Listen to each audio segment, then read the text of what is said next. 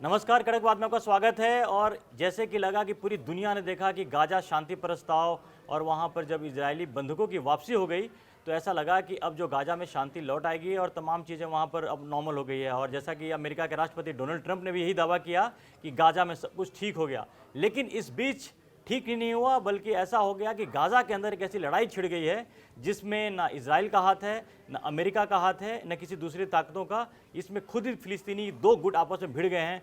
एक कहा जाता है कि दुगमुस नाम कबीला नाम का एक ग्रुप है जिसने हमास पर हमला किया। उसके बाद हमास के लड़ाके वो गाजा में ढूंढ ढूंढ कर जो दुगमुस कबीले से जो संबंधित लोग थे उनको मारा है और काफ़ी कत्लेआम मच गया वहाँ पर। तो एक नई लड़ाई छिड़ गई है गाजा में। और अब ये नई लड़ाई कहाँ तक जाएगी, इसका क्या होगा अंजाम, ये तो पता नहीं, आगे आने वाले वक्त में पता चलेगा। लेकिन इसके साथ ही जो इजराइल चाहता था, इजराइल के लिए बड़ा ही आइडियल सिचुएशन हो गया है कि इजराइल अपने बंधकों को छुड़वाने के लिए किसी तरह से शांति प्रस्ताव में मान तो गया था, लेकिन उसको कहीं ना कहीं एक बात उसके दिमाग में थी कि हमास को ख़त्म करना था और ख़त्म करने की राह पर है भी वो। और अभी तक हमास ने ये कंफर्म नहीं किया है कि वो हथियार डालेगा, जैसा कि अमेरिका भी चाहता है। यार अभी बड़ा इंटरेस्टिंग हो गया, इसको कहते हैं ना कि ब्लेसिंग इन डिस्गाइज की इजराइल को अपने जो बंधक थे जिसके लिए काफ़ी सालों से 2 साल से स्ट्रगल कर रहा था, ट्राई कर रहा था, नहीं हुआ, और अब मिल गया है। और उसके बाद हमास और फिलिस्तीनी गुट ही है जिसका दुगमुस कबीला कहा जा रहा है, आपस में लड़ में रहे हैं, तो ये तो बड़ा अच्छा हो गया उनके लिए। तो आगे उनकी कार्रवाई जारी रहेगी इस तरह से। धर्मेंद्र, इसको जरा एक अपने भारतीय दर्शकों को समझाने के लिए मैं एक उदाहरण पाकिस्तान का लेना चाहूँगा। मान लीजिए कि अगर पाकिस्तान को भारत से सुलह करनी हो तो उसे क्या करना चाहिए? सबसे पहले आतंकवाद की नीति बंद करनी चाहिए। बिल्कुल। अब जो भगोड़े आतंकी उसने छुपा के रखे हुए हैं वो भारत को सौंपने चाहिए। और ये अब उनके अंदर जो भारत विद्वेष की भावना है और जिसके तहत वो काम करते हैं वो नहीं होनी चाहिए। पर क्या पाकिस्तानी सेना ऐसा करने देगी? बिल्कुल नहीं, बिल्कुल नहीं करने देगी, क्योंकि ये उसका रोजगार है। वो अगर भारत से अगर दोस्ती कर लेगा पाकिस्तान और आतंकवाद खत्म कर देगा तो पाकिस्तानी सेना क्या करेगी? अस्तित्व संकट में आ जाएगा। एग्जैक्टली, क्योंकि वहां के ज्यादातर बिजनेस प्रतिष्ठानों पे भी पाकिस्तानी सेना का कब्जा है। बिल्कुल यही चीज फिलिस्तीन के साथ भी है। अगर फिलिस्तीन शांति की ओर बढ़ जाएगा तो हमास का क्या रोल रहेगा? हमास का रोल खत्म हो जाएगा। और इसीलिए हमास किसी न किसी तरह खुद को जिंदा रखने की कोशिश करेगा। अब आप अगर देखें तो जो एक वर्ल्ड मैप पे जो एक प्लान बना है जिसको डोनाल्ड ट्रंप ने लीड किया है और जिसको समर्थन मिला है यूरोप के देशों का और इजराइल का, और फिलिस्तीन के भी जो नेता हैं उनको उसको स्वीकार करना पड़ा है। हाँ, उसकी डिजाइन बनेगी ऑलमोस्ट 2 नेशन थ्योरी की तरह। एक हिस्सा इजराइल के पास एक हिस्सा रहेगा और एक हिस्सा फिलिस्तीन के पास रहेगा। हमास क्या करेगा कि वो खुद को जिंदा रखने के लिए जहां पर उनका प्रभुत्व है वहां पर आए दिन इसी तरह की आतंकवादी घटनाओं को अंजाम देता रहेगा, ताकि वो वर्चस्व बना रहे, उसकी प्रासंगिकता बनी रहे और इस तरह वो अपने बिजनेस मॉड्यूल को भी रन कर सके। ये आप रवि, आपकी बात को मैं थोड़ा पीछे ले चलूँ तो हमास ने अभी तक भी एग्जैक्टली यही किया है कि जब यासर अराफात ने वहाँ पर जिस तरह से इजराइल के साथ उनकी जब शांति का समझौता हुआ था, तो वहाँ पे तय हुआ था कि वो वहाँ पर जो प्रशासन था वेस्ट बैंक में और जो गाजा में था प्रशासन, उसका फतह नाम का ऑर्गेनाइजेशन था, उनका प्रशासन था। लेकिन हमास ने लोगों को भड़का के लोगों ने ऐसे करके हमास खड़ा हुआ। और उसके बाद हुआ यूं कि जहां पर जो वेस्ट बैंक है वहां पे तो फतह का कब्जा रहा, लेकिन गाजा पट्टी पे पूरा कब्जा हो गया हमास का। और उसके बाद जो कत्लेआम उसने मचाया तो इतिहास में रह गया। फिर उसी तर्ज पर आपकी बात को माने तो फिर वही लगता है कि जो घूम करके भैया जो वहीं पहुंच गया है। और हमास, चूंकि हमास को काफी क्रिटिसाइज किया जा रहा था पूरी दुनिया में, जो कट्टर मुस्लिम थे वो हमास का विरोध कर रहे थे कि वो कैसे राजी हो गए इजरायली बंधकों को छोड़ने के लिए, कैसे समझौता कर लिया। तो मुझे लगता है कि हमास को अचानक रियलाइज होने लगा है। और एक बात ये भी है कि शर्त जो है जिस तरह से रखी गई शांति प्रस्ताव में, यही है कि हमास को हथियार डालने होंगे। और इजराइल पहले ही अनाउंस कर चुका है कि हमास को दोबारा किसी भी हाल में वो जिंदा नहीं रहने देगा। तो अब उस हमास पर संकट के बादल यही है कि उस पर अस्तित्व का संकट उस पर मंडरा रहा है। तो वो कैसे इन चीजों को करेगा ये देखने वाली बात है। एग्जैक्टली। और इसी में मैं ऐड करना चाहूंगा कि ये केवल जमीन की लड़ाई नहीं है या केवल इमोशन की लड़ाई नहीं है। अब ये बाकायदा एक बिजनेस है।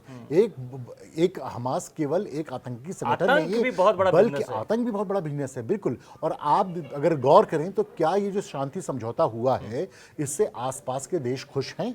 क्या मिडिल ईस्ट के देश जो है उसको इंडोर्स कर रहे हैं? तो आप जब इसकी तह में जाएंगे तो आपको पता चलेगा कि नहीं। जाहिर सी बात है, एक मुद्दा जरूर ऐसा होना चाहिए जो भावनाओं को उभार सके, जिसकी वजह से लोग सड़कों पर उतर सके। बहुत सारा चंदा आता है, बहुत सारी हेल्प होती है, इस तरह इसको नकारा नहीं जा सकता। तो शांति समझौता अपनी जगह है। इजराइल इसराइल को उससे ज़रूर फ़ायदा हुआ है, उनके नागरिक कुछ जो होस्टेज के तौर पे थे वापस आए हैं, लेकिन मत भूलिए कि इसराइल ने भी करीब 150 से ज़्यादा लोगों को रिहा किया है। बहुत सारे विजुअल्स आपको दिख रहे होंगे जिसमें आप पा रहे होंगे कि कुछ इजरायली नागरिक वापस आए हैं, लेकिन इसराइल ने भी बड़ी तादाद में फिलिस्तीनी रिहा किए हैं। तो ये एक बैलेंस है जो बन के चल रहा है। हालांकि आपकी जो पहली बात थी उससे मैं बिल्कुल सहमत हूँ कि इसराइल के लिए इस वक्त एक अच्छा मौका है खुद को भी ग्रो करने का, शांत रखने का, और एक निर्धारित कर देने का समय सीमा और एक बॉर्डर डिसाइड कर लेने का कि यहाँ से इसराइल शुरू होता है और इसके आगे वो कोई भी गतिविधि बर्दाश्त नहीं करेंगे। हालांकि इसमें इसराइल के लिए भी एक मुश्किल मौका रहेगा, क्योंकि जो एक हार्ड स्टैंड लिया है नेतन्याहू ने और उनकी पार्टी ने, उसके मुताबिक उन्हें पूरा का पूरा चाहिए। तो इसमें क्या कोई समझौता हो सकता है, इस पर देखना इसमें तो हम बाद में बात करेंगे। ग्रेटर इजराइल का जो उनका प्लान है अभी भी एक्टिव है, कुछ दिन पहले भी नेतन्याहू ने कहा था, लेकिन ये जो पूरी स्थिति बनी है मुझे ऐसा लगता है कि ग्राउंड पे कोई कनेक्ट नहीं था। ये जो शांति समझौता ऊपर ऊपर का हुआ है, आप बिल्कुल सही बोल रहे हैं कि इस समझौते से ना ईरान खुश है ना बाकी के मुस्लिम देश। ये आपको पता है कि हमास को खड़ा करने वाला कौन? ईरान।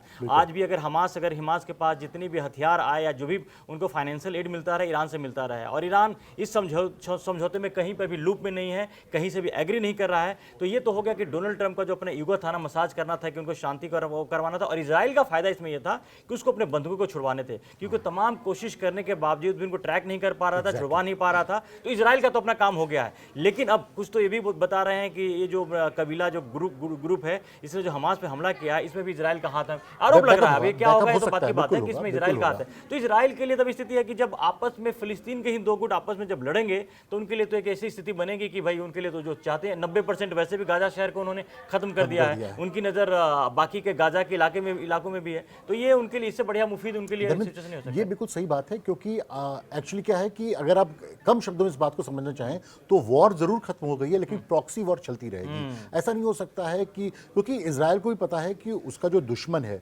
आतंकी उसका बिजनेस है, वो कभी भी अपने बिजनेस के साथ समझौता नहीं कर सकता, क्योंकि अगर इस पर वो समझौता कर लेंगे तो उनके लिए अस्तित्व का संकट हो जाएगा। तो इसलिए एक फाइनल, जिसे कहते हैं ना, एक ऐसा सुलह समझौता जिससे परमानेंट शांति आ जाए, ये बहुत मुश्किल है। और देखिए ना, बिल्कुल कुछ घंटों के अंदर में ये शांति समझौता हुआ नहीं कि कुछ घंटों में नया खूनी खेल शुरू हो गया है, वो भी गाजा में ही। तो ये और आप ये भी देखिए ना धर्मेंद्र, कि केवल गजा पट्टी की बात करें या वेस्ट बैंक के इलाके की बात करें या इजराइल मिडिल ईस्ट की बात करें, वहां ये केवल वहां का मुद्दा नहीं है। पाकिस्तान में देखिए, पाकिस्तान में गजा शांति समझौता को लेकर के जिस तरह से प्रोटेस्ट हुआ है, यार आपका क्या लेना देना, लेकिन जो प्रोटेस्ट हुआ है उस पर टीएलपी का दावा है कि उनके 250 से ज्यादा लोग पुलिस की फायरिंग में मारे गए हैं। कौन सा ऐसा देश आप बता सकते हैं जहां पर 2 दिन के प्रोटेस्ट में 250 लोग मारे गए हो पुलिस फायरिंग में? तो जाहिर सी बात है कि जब शांति समझौते की खबर आने पर इस तरह का उग्र विरोध प्रदर्शन होगा, जिसमें 250 से ज्यादा के मारे जाने का दावा हो, 1000 से ज्यादा लोगों के घायल होने का दावा हो, 40-50 पुलिस वालों के मरने की बात की जा रही हो, तो उसको कैसे स्वीकार कर सकते हैं? एक वहां के समझौते से यहां बवाल हो रहा है, और अभी तो दुनिया में और भी बहुत सारे हिस्से हैं जहां पर इस तरह के बवाल प्रोवोक किए जाते हैं। अभी बांग्लादेश में भी आप देखिएगा कि उनको भी मौके का फायदा होगा, वहां करेंगे। पाकिस्तान में तो ये चलता रहेगा। और आप देखें कि इसमें अफगानिस्तान की तारीफ करनी होगी कि उन्होंने बहुत ही स्मार्टली इस केस से खुद को दूर रखा है। एक जो उनका स्टैंड है जिसमें वो मानते हैं कि फिलिस्तीन के लोगों के साथ न्याय होना चाहिए, ये स्टैंड है, और वो भारत का भी स्टैंड है।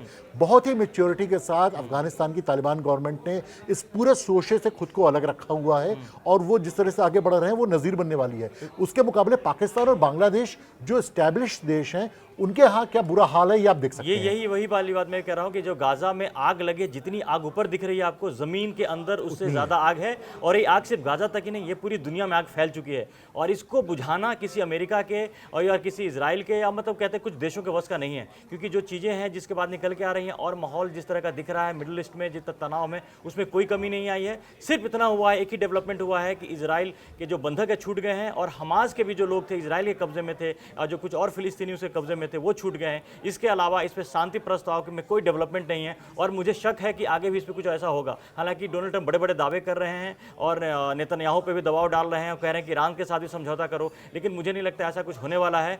तो जिस तरह से अब दोबारा जो आग लगी है, जिस तरह की आग लगी है गाजा के अंदर, और उससे गाजा में शांति लौटने की फिलहाल तो कोई उम्मीद और दिख नहीं रही है। तो इन सारे डेवलपमेंट पर हमारी नजर बनी रहेगी। अगर अभी तक आपने कड़क को सब्सक्राइब नहीं किया है तो सब्सक्राइब जरूर करें। फिलहाल के लिए धन्यवाद।